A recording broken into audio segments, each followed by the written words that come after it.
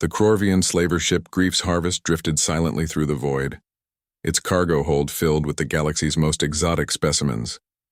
Ambassador Zekthar ran one of his 4 clawed appendages across the manifest display, his satisfaction evident in the way his gill slits fluttered. "Magnificent acquisitions," he wheezed to his second-in-command, Lieutenant Voss. "The Alterian dream singers will fetch a fortune on Nexus Prime, and those crystalline vegan philosophers. The collectors will go mad for them." Voss's sensor stalks twitched nervously.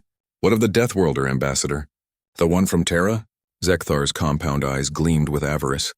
"Ah yes, the human. Primitive species from a Class 12 death planet. The buyer specifically requested one. Apparently they make excellent gladiators. Resilient, adaptable, surprisingly clever for such a young race." In the deepest section of the cargo hold, Marcus Chen sat in what the Corvians considered an escape-proof cell. The titanium alloy bars were rated to contain creatures with 10 times human strength, and the neural dampener collar around his neck was designed to prevent any species from using their natural abilities effectively. Marcus had been a xenobiologist on the research station Kepler 442b when the slavers attacked. He'd watched helplessly as his colleagues were sorted like livestock, the ethereals for their psychic abilities, the Centaurians for their mathematical minds, the humans, well, apparently they were good for fighting. The neural collar sent painful jolts through his nervous system every few hours, but Marcus had begun to notice patterns.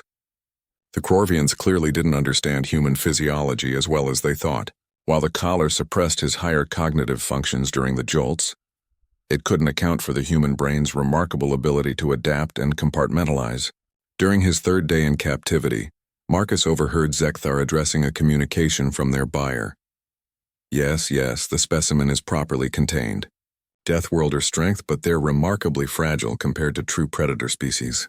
The neural collar keeps it docile. That night, Marcus began his work. Humans had evolved on a planet that actively tried to kill them every day. Earthquakes, hurricanes, volcanic eruptions, ice ages, predators, diseases, radiation from their own star. Earth was a gauntlet that had forged humanity into something unique in the galaxy. Not the strongest, not the fastest, not the smartest in any single category, but survivors above all else. Marcus started by observing the guard rotations. The Corvians were methodical but complacent. They'd been slaving for centuries and had never encountered a species that could escape their containment systems. Their overconfidence would be their undoing.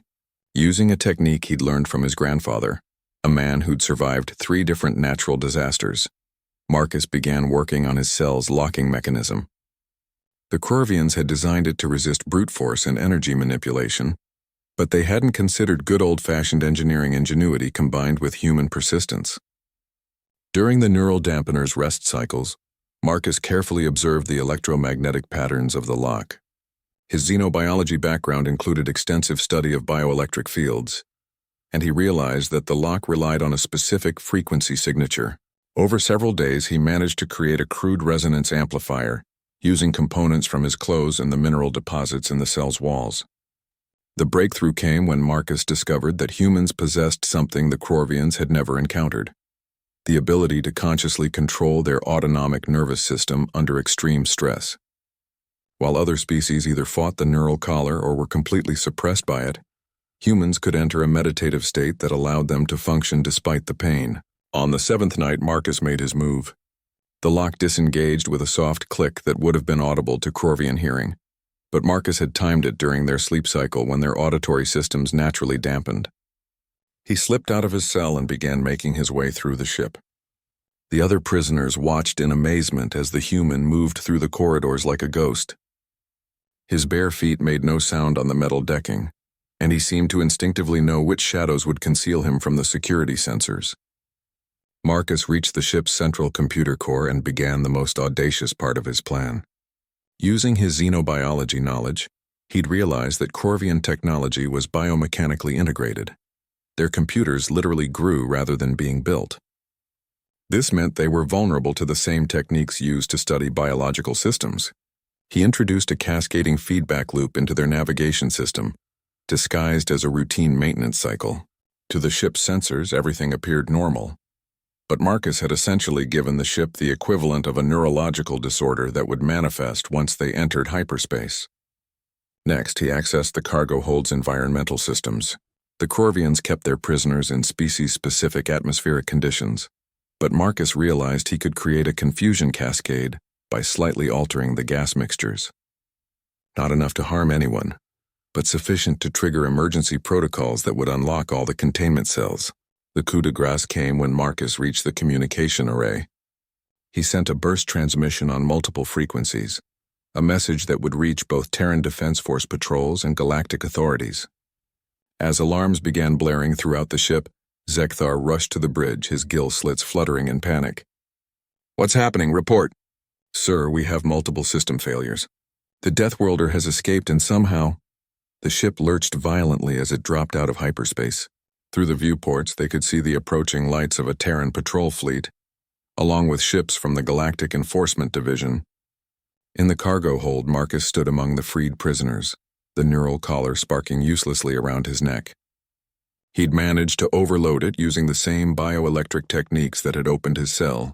Zekthar arrived with a squad of guards, weapons drawn. "Impossible. No species has ever escaped our containment systems." Marcus looked at the slaver with calm, steady eyes. "You made one critical error in your assessment, Ambassador. You assumed that because humans are individually weaker than many species, we'd be easier to contain. But strength isn't what made us survivors on Earth. Adaptability is. Persistence is. The ability to find solutions when there shouldn't be any."